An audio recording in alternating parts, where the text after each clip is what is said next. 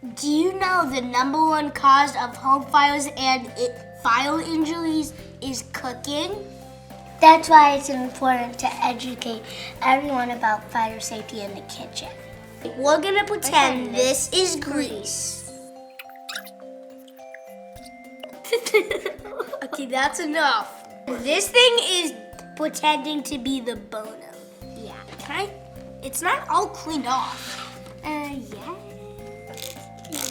Ooh.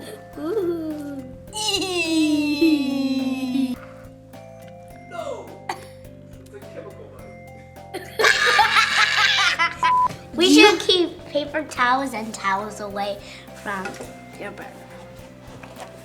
Yeah. Put it. I can't stop. No. And don't be distracted by any television or your telephone or your cell phone. If you get a phone call or someone's at the door, you should turn your burner off. Or tell the other parent to watch the burner.